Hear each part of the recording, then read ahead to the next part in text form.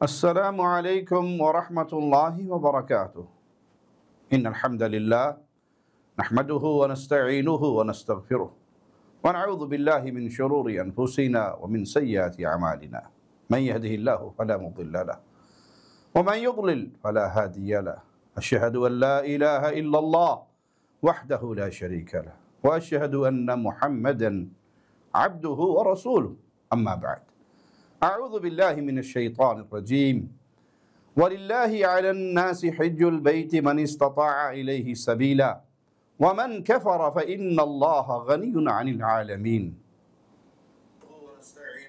اللہ مالک کی توفیق سے حج کے موضوع پہ انشاءاللہ آج سے دروس کا آغاز کر رہے ہیں۔ اللہ سے دعا ہے کہ ہمیں حق کہنے، سننے، عمل کرنے اور آگے پہنچانے کی توفیق عطا فرمائے۔ دین اسلام 5 ستونوں پہ کھڑا ہے، جسے ارکان اسلام کہا جاتا ہے۔ سب سے پہلے شہادتین ہے، اس بات کی گواہی کہ اللہ کے علاوہ کوئی عبادت کا حقدار نہیں، معبود برحق صرف ایک اللہ ہے، اور محمد کریم صلی اللہ علیہ وسلم اللہ کے بندے اور اس کے رسول ہیں۔ جو اس توحید و رسالت کو مان لے، پھر اس پہ نماز دن اور رات میں 5 نمازیں فرض ہیں۔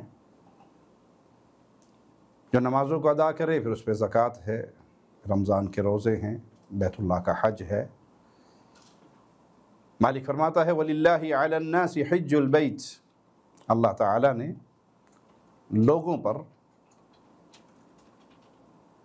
گھر کا حج فرض کیا ہے۔ من استطاع الیہ سبیلا، جو اللہ کے گھر کی طرف آنے کی راہ کی طاقت رکھتے ہیں۔ ومن کفر فإن اللہ غنی عن العالمین، اور جو کہ کفر کرے تو اللہ تعالیٰ اس سے بلکہ تمام دنیا سے بے پرواہ ہے۔ جس کے پاس زیادہ راہ ہو، استطاعت ہو، یعنی اتنا خرچ ہو کہ وہ سفر کے اخراجات اٹھا سکے۔ زیادہ راہ کے اندر یہ بات بھی شامل ہے کہ جو راستہ ہے وہ پرامن ہو، جان اور مال محفوظ ہو۔ اسی طرح صحت اور تندرستی بھی، اس سے بھی انسان سفر کرنے اور نہ کرنے کے مسائل کا شکار ہوتا ہے۔ صحت مند ہو، سفر کے قابل ہو، اور اگر عورت ہے تو اس کے لیے اس کا محرم بھی ساتھ ہو۔ یہ آیت ہر صاحب استطاعت پر حج واجب ہونے کی دلیل ہے، اور احادیث سے یہ بات ثابت ہوتی ہے کہ حج زندگی میں ایک ہی بار فرض ہے۔ ہمارے دین کا ماخذ جو ہے کتاب اللہ اور سنت رسول صلی اللہ علیہ وسلم ہے، قرآن اور حدیث۔ نبی کی سنت کہاں سے ملے گی؟ حدیث مصطفیٰ سے۔ اور استطاعت کے باوجود حج نہ کرنے کو قرآن نے کفر سے تعبیر کیا ہے، جس کے سمجھنے کے لیے کافی ہے کہ یہ ہمارے اوپر فرض ہے، تاکید ہے۔ اور احادیث میں، آثار میں ایسے شخص کے لیے سخت وعید آئی جو صاحب استطاعت بھی ہو اور پھر حج نہ کرے۔ صحیح بخاری اور صحیح مسلم میں سیدنا ابو ہریرہ سے روایت ہے کہ رسول اللہ صلی اللہ علیہ وسلم نے فرمایا العمرۃ الی العمرہ کفارۃ لما بینہما، ایک عمرے سے دوسرے عمرے کے درمیان یہ عمرہ کرنا درمیانی وقت کے کیے ہوئے گناہوں کا کفارہ ہے۔ والحج المبرور لیس له جزاء الا الجنہ، اور حج مبرور کا بدلہ اس کے سوا اور کچھ نہیں کہ اللہ اس حاجی کو اپنی جنت میں داخل کر دے۔ ایسا حج جو خالص اللہ کے لیے کیا جائے، ایسا حج جو سنت کے مطابق کیا جائے، ایسا حج جس کے اندر بے حیائی، بے شرمی کی گفتگو نہ ہو، گناہ کی باتیں نہ ہو۔ انسان صاحب العقیدہ ہے، کیونکہ کسی بھی عبادت کی قبولیت کی بنیاد توحید ہے۔ کوئی عمل قبول نہیں ہوگا اگر عقیدے میں بگاڑ ہوا، وہ عمل کتنا ہی بڑا کیوں نہ ہو، وہ عمل کتنا ہی عظیم کیوں نہ ہو، اگر اس عمل کا کرنے والا شرک اکبر کا مرتکب ہے تو اس کا یہ عمل بیکار ہے، برباد ہے۔ مگر نہ کفار مکہ حج کرتے تھے، عمرے کرتے تھے، طواف کرتے تھے، اعتکاف کرتے تھے، حاجیوں کی خدمت کرتے تھے، اونٹ ذبح کر کر کے حاجیوں کو کھلاتے تھے، ستو پلاتے تھے، زمزم پلاتے تھے، بیت اللہ تعمیر کرتے تھے، سب کچھ کرتے تھے۔ تو کوئی عمل بھی قبول نہیں اگر عقیدے میں شرک اکبر ہے، اگر وہ رسول اللہ صلی اللہ علیہ وسلم کو نور من نور اللہ مانتے ہیں، اگر وہ اللہ کے نبی صلی اللہ علیہ وسلم کو پکارتے ہیں، آپ سے حاجت روائی مشکل کشائی کے لیے دعائیں دیتے ہیں، تو یہ دعا میں اللہ کی عبادت میں شریک کر رہے ہیں۔ دعا هو العبادہ، پکار خالص اللہ کے لیے۔ جب تک اللہ کے نبی صلی اللہ علیہ وسلم زندہ تھے، صحابہ آ کر آپ سے اپنی حاجات کا سوال کرتے اور آپ عطا فرماتے، لیکن آپ صلی اللہ علیہ وسلم کی وفات کے بعد کسی صحابی نے آپ کی قبر پہ آ کر کبھی استغاثہ نہیں کیا، اور آپ کی زندگی میں کسی صحابی نے آپ کی غیر موجودگی میں میلوں دور بیٹھے ہوئے جہاں آپ سن نہیں سک رہے وہاں ادرکنی یا رسول اللہ، اغثنی یا رسول اللہ کے نعرے نہیں لگائے۔ تو جو بندہ شرک اکبر کرتا ہے اس کا نہ حج، نہ روزہ، نہ نماز، اس کا کوئی عمل بھی قبول نہیں۔ لا یغفر ان یشرک بہ، کیونکہ شرک وہ جرم ہے کہ اللہ نے اس کو معاف نہیں کرنا، اس کی موجودگی میں کوئی نیکی قبول نہیں ہوگی۔ تو جس کا عقیدہ درست ہے اور عقیدہ درست ہونے کے بعد پھر وہ 5 وقت کا نمازی ہے اور حج کر رہا ہے، حج مبرور ہے، اللہ نے قبول کر لیا، تو گویا آج ایسے لوٹ رہا ہے جیسے اپنی ماں کی بطن سے آج پیدا ہوا تھا۔ صحیح مسلم میں ابن عباس رضی اللہ عنہ سے روایت ہے کہ پیارے نبی صلی اللہ علیہ وسلم روحا کے مقام پر کچھ سواروں سے ملے، فقال من القوم؟ قالوا المسلمون۔ فقالوا من انت؟ قال رسول اللہ صلی اللہ علیہ وسلم۔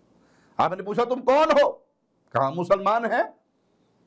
انہوں نے پوچھا کہ آپ کون ہیں؟ کہا میں اللہ کا رسول ہوں۔ تو ایک عورت نے ایک بچے کو بلند کیا اپنے ہاتھوں میں، فقالت علی هذا حج؟ قال نعم ولکی اجر۔ وہ عورت کہنے لگی اللہ کے نبی صلی اللہ علیہ وسلم، یہ معصوم بچہ ہے، نابالغ بچہ ہے، کیا اس کی طرف سے بھی حج ہے؟ میں اسے حج میں ساتھ لے کے جا رہی ہوں۔ آپ نے فرمایا ہاں اس پر بھی حج ہے، اگر تو اس کا نیت کرتی ہے، احرام باندھتی ہے اور اسے حج کرواتی ہے تو اس کے لیے بھی حج ہے اور اس کا اجر تجھے ملے گا۔ لیکن یہاں یہ یاد رکھیے کہ اگر کسی نے بلوغت سے پہلے حج کیا، بچپن میں ماں باپ نے حج کروا دیا، اس کا اجر و ثواب تو درست ہے، لیکن جو اس پہ حج فرض ہے وہ ساقط نہیں ہوگا، وہ بالغ ہونے کے بعد جو اس پہ فرضی حج ہے وہ باقی رہے گا۔ پیارے نبی صلی اللہ علیہ وسلم کے صحابی ابن عباس رضی اللہ عنہ سے روایت ہے کہ انہوں نے فرمایا ایک دن حضرت فضل بن عباس جو رسول اللہ صلی اللہ علیہ وسلم کے پیچھے سوار تھے، تو اللہ کے نبی صلی اللہ علیہ وسلم کے پاس قبیلہ خثعم کی ایک عورت آئی، تو سیدنا فضل اس کی طرف دیکھنے لگے اور وہ ان کی طرف دیکھنے لگی، تو نبی کریم صلی اللہ علیہ وسلم نے سیدنا فضل کا چہرہ دوسری جانب کر دیا، فقالت یا رسول اللہ صلی اللہ علیہ وسلم ان فریضۃ اللہ علی عبادہ فی الحج ادرکت ابی شیخا کبیرا۔ اس عورت نے پوچھا ہے اللہ کے رسول صلی اللہ علیہ وسلم، بے شک حج جو بندوں پر اللہ کا فریضہ ہے، اب وہ حج کا وقت میرے باپ کے لیے آیا اس حالت میں کہ وہ بہت بوڑھے ہیں، وہ سواری کے قابل نہیں، لا یثبت علی الراحلہ، وہ سواری میں بیٹھ کے یہ لمبا سفر کرنے کے قابل نہیں، افاحج عنہ، میں اپنے بابا کی طرف سے حج کر لوں؟ قال نعم وذلک فی حجۃ الوداع، آپ نے کہا ہاں تو اپنے بابا کی طرف سے حج کر لے، اور یہ واقعہ حجۃ الوداع کا ہے۔ اس حدیث سے ہمیں کیا ثابت ہوا کہ حج بدل جائز ہے، حج بدل جائز ہے، یعنی اگر کسی شخص پر حج فرض ہے لیکن وہ کسی مستقل بیماری یا بڑھاپے کی وجہ سے حج کرنے کی طاقت نہیں پاتا تو اس کی طرف سے حج کر لیا جائے، لیکن کوئی عارضی بیمار ہے تو وہ انتظار کرے یہاں تک کہ اللہ اسے شفا دے دے اور پھر وہ اپنا حج کرے. اور یہ شرط فرض حج کے لیے ہے، نفلی حج کے لیے اس میں بلا شرط نیابت جائز ہے. حج بدل کے لیے ایک شرط یہ بھی ہے کہ جس نے کسی کی طرف سے حج کرنا ہے وہ اپنا حج کر چکا ہو. اور حج بدل کرنے والا جب حج کے لیے احرام باندھے گا تو اس نیت میں جس کی طرف سے کر رہا ہے اس کا نام لے گا. اللہم لبیک حجا عن فلان، جس کی طرف سے اس نے کرنا. اور حج بدل کرنے والا ایک وقت میں ایک ہی بندے کی طرف سے حج کرے گا. بعض لوگوں نے اس کو بھی کاروبار بنا لیے کہ وہ ڈھونڈتے پھرتے ہیں، مانگتے پھرتے ہیں، تلاش کرتے پھرتے ہیں کسی طرف سے حج بدل مل جائے. اور وہ ایک دو سے بھی پکڑ لیتے ہیں. کسی سے پیسے پکڑ لیے اور پھر آگے کوئی اور بندہ ڈھونڈ لیا اور اسے تھوڑے پیسوں میں وہ دے کر باقی خود رکھ لیے. تو پیارے بھائی، یہ اللہ کو کیا جواب دو گے ان ساری باتوں کا؟ تو جو حج بدل کرے اس کی نیت، اور جس کو آپ نے حج کے لیے چنا ہے وہ ایک ایسا شخص ہو جو سب سے پہلے صاحب عقیدہ بھی ہو، نمازی، متقی، پرہیزگار بھی ہو، اور وہ آپ کے والد کی طرف سے، والدہ کی طرف سے، جس کی طرف سے بھی حج کروانا ہے اسے کہا جائے اور وہ حج کر لے. اس میں نیک، متقی، پرہیزگار شخص کو دیکھیے جنہوں نے اس حج کو کاروبار اور بزنس بنا لیا ہے. ایسے لوگوں سے اپنے دامن کو بچائیے. فضل بن عباس رضی اللہ عنہ، یہ رسول اللہ صلی اللہ علیہ وسلم کی چچزاد بھائی تھے. ان کی والدہ کا نام ام الفضل لبابۃ الکبریٰ الہلالیہ تھا. مارکہ حنین میں آپ صلی اللہ علیہ وسلم کے ساتھ ثابت قدم رہے. آپ صلی اللہ علیہ وسلم کو غسل دینے میں بھی شریک تھے. اور عباس رضی اللہ عنہ کی اولاد میں سب سے بڑے یہی تھے. جہاد کے لیے شام تشریف لے گئے. پھر طاعون کی ایک بیماری آئی تو آپ اردن کے قریب 18 ہجری میں وفات پا گئے. اور بعض نے یہ بھی کہا کہ یرموک کے دن شہید ہوئے، اور بعض نے کہا کہ دمشق میں وفات پائی، اور ان کے جسم پر رسول اللہ صلی اللہ علیہ وسلم کی دی ہوئی چادر تھی. ابن عباس رضی اللہ عنہ سے روایت ہے کہ قبیلہ جوہینہ کی ایک عورت اللہ کے نبی صلی اللہ علیہ وسلم کے پاس آئی. فقالت ان امی نذرت ان تحج، اے اللہ کے نبی صلی اللہ علیہ وسلم، میری ماں نے نذر مانی تھی کہ وہ حج کرے گی. فلن تحج حتی ماتت، لیکن وہ نذر پوری نہیں کر سکی، فوت ہو گئی. اب کیا میں ان کی طرف سے حج کروں؟ قال نعم حجی عنہا، آپ نے فرمایا ہاں، تم اپنی ماں کی اس نذر کو پورا کرو اور ان کی طرف سے حج کرو. ارأیت لو کان علی امک دین اکنت قاضیہ،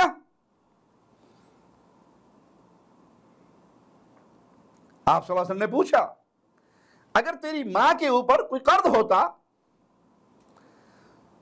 تو کیا تو اس قرض کو ادا کرتی؟ اکنت قاضیتہ اقض اللہ فاللہ احق بالوفاء، اگر لوگوں کا کوئی قرض ان کے ذمہ ہوتا تو اس کو ادا کرتی، تو اللہ زیادہ حق رکھتا ہے اس کا حق پورا کیا جائے. ابن عباس رضی اللہ عنہما بیان فرماتے ہیں سمعت رسول اللہ صلی اللہ علیہ وسلم یخطب یقول، میں نے اللہ کے رسول صلی اللہ علیہ وسلم کو خطبے میں یہ فرماتے ہوئے سنا، لا يخلون رجل بامرأة الا ومعها ذو محرم ولا تسافر المرأة الا مع ذی محرم، کوئی مرد کسی عورت کے ساتھ تنہائی میں ہرگز علیحدگی اختیار نہ کرے الا یہ کہ اس عورت کا محرم ساتھ ہو. بغیر محرم کے تنہائی میں عورت اور مرد کی ملاقات، تو ایک روایت میں آتا ہے کہ وہاں تیسرا شیطان ہوتا ہے. اور اسی طرح کوئی عورت محرم کے بغیر سفر نہ کرے. فقام رجل فقال یا رسول اللہ صلی اللہ علیہ وسلم، ایک شخص نے کھڑے ہو کر کہا اللہ کے رسول صلی اللہ علیہ وسلم، ان امراتی خرجت حاجہ، میری بیوی وہ حج کے لیے روانہ ہو چکی ہے اور میں فلاں اور فلاں غزوے پر نام لکھوا چکا ہوں، میرے لیے کیا حکم ہے؟ تو اللہ کے پیارے حبیب علیہ الصلاۃ والسلام نے فرمایا انطلق فحج مع امراتک، تم بھی جاؤ اور اپنی بیوی کے ساتھ حج کرو، اپنا نام اس غزوے سے، اس جنگ سے کٹوا دو اور جا کر اپنی بیوی کو ملو اور اس کے ساتھ حج کرو۔ اس حدیث سے جو چیز ثابت ہوئی وہ پہلی بات یہ کہ محرم مرد تنہائی میں، اکیلے میں کسی عورت کا علیحدگی نہ کرے، کیونکہ جب وہ دو علیحدہ ہوں گے تیسرا شیطان ہوگا۔ یہ بنائی ہوئی جھوٹی فضول شیطانی باتیں ہیں کہ جی بس ہمارا دل صاف ہے، ہم دل کے بڑے پاک ہیں۔ یہ اللہ کے نبی صلی اللہ علیہ وسلم کی دی ہوئی تعلیمات ہیں، اور اللہ اپنے بندوں کو بندوں سے بھی زیادہ جانتا ہے، اسی لیے اس نے جو پابندیاں لگائی ہیں وہ میری اور آپ کی خیر و بھلائی کے لیے لگائی ہیں۔ عورت کے لیے محرم کے بغیر تنہا سفر کرنا بھی جائز نہیں۔ بعض فقہاء نے بعض ادلہ کی بنا پر بوڑھی عورت یا عورتوں کے قافلے کی صورت میں اس کی اجازت دی، لیکن جو حدیث کے صریح الفاظ ہیں وہ اس بات کی نفی کرتے ہیں۔ اس حدیث سے یہ بھی معلوم ہوا کہ عورت پر حج فرض ہو تو جس طرح نماز فرض ہے اس کی خامن سے اجازت نہیں لے گی، اسی طرح فرض حج ہو جائے تو اس میں اپنے وہ خامن سے پابندی کی اور اجازت کی پابند نہیں ہے کہ خامن اجازت دے گا تو کرے۔ حج فرض ہو گیا، اس کے پاس مال ہے، صحت ہے، تو خامن کو نہیں روکنا چاہیے اور اسے حج پہ جانا چاہیے۔ ہاں البتہ اگر نفلی حج ہے تو عورت کو اجازت لے کر ہی جانا ہے۔ جیسے اگر خامن منع کرے کہ نماز کا ٹائم ہو گیا تم نماز نہ پڑھو، آج نماز چھوڑ دو، اس وقت میرا فلاں کام کرو، نماز نہ پڑھو، تو یہاں پر خامن کی بات نہیں مانی جائے گی، کیونکہ فرما برداری میں سب سے پہلا حق اللہ کا ہے۔ اللہ کو ناراض کر کے مخلوق میں سے کسی کو راضی نہیں کیا جا سکتا۔ ہاں اگر عورت نفلی روزہ رکھ رہی ہے، نوافل کا معاملہ ہے، اپنے خامن سے اجازت لے گی۔ عبداللہ ابن عباس رضی اللہ عنہ فرماتے ہیں خطبنا رسول اللہ صلی اللہ علیہ وسلم فقال ان اللہ کتب علیکم الحج، اللہ کے پیارے حبیب علیہ السلام نے خطبہ ارشاد فرمایا، اس میں فرمایا کہ اللہ نے تم پہ حج فرض کیا ہے۔ فقام الاقرع بن حابس، تو اقرع بن حابس کھڑے ہوئے، فقال افی کل عام یا رسول اللہ صلی اللہ علیہ وسلم، اللہ کے پیارے حبیب علیہ السلام کیا یہ ہر سال ہمارے پر فرض ہے؟ قال لو قلتها لوجبت الحج مرہ فما زاد فهو تطوع، اگر تمہارے اس سوال پر میں یہ کہہ دیتا ہاں تو تم پہ فرض ہو جاتا، اور اگر یہ فرض ہو جاتا تو کس مسلمان میں طاقت تھی؟ تو فرض ایک ہی بار ہے، اس کے بعد جتنی بار بھی انسان کو توفیق ملے، طاقت ملے، تو وہ نفلی حج ہے۔ یہ حدیث دلیل ہے کہ حج عمر بھر میں صرف ایک بار فرض ہے، اس سے باقی سارے نوافل ہیں۔ سیدنا اقرع بن حابس یہ قبیلہ تمیم سے تعلق رکھتے تھے۔ فتح مکہ کے بعد بنو تمیم کا جو وفد نبی کریم صلی اللہ علیہ وسلم کے خدمت میں حاضر ہوا، اس میں شامل تھے، جاہلیت اور اسلام میں اپنے قبیلے کے سردار تھے، اور سیدنا عمر کے دور خلافت میں ان کی وفات ہوئی۔ اللہ سے دعا ہے اللہ ہمیں زندگی کا ہر عمل پیارے رسول صلی اللہ علیہ وسلم کی سنت کے مطابق، آپ کے فرامین کے مطابق کرنے کی توفیق عطا فرمائے، زندہ رکھے تو ایمان کی بہترین حالت میں، موت دے تو اس حال میں اللہ ہم سے راضی ہو، ہم اپنے اللہ سے راضی ہو، اپنی زندگی کے سب سے بہترین ایام اللہ کی فرما برداری والے وہ ایام گزار رہے ہوں جب اللہ کی طرف سے بلاوا آئے اور ایمان کی بہترین حالت میں شہادت کی موت پا کے اللہ کی جنتوں میں اللہ کے مہمان بنے، اور اللہ ہمیں، ہمارے ماں باپ کو، بہن بھائیوں کو، بیوی بچوں کو، ہمارے علماء مشائخ کو اپنی رحمت سے اپنے فضل سے، اپنے کرم سے تمام اہل ایمان کو رسول کریم صلی اللہ علیہ وسلم کا پڑوس جنت الفردوس میں عطا فرمائے۔ اقول قولی ھذا واستغفر اللہ لی ولکم ولسائر المسلمین۔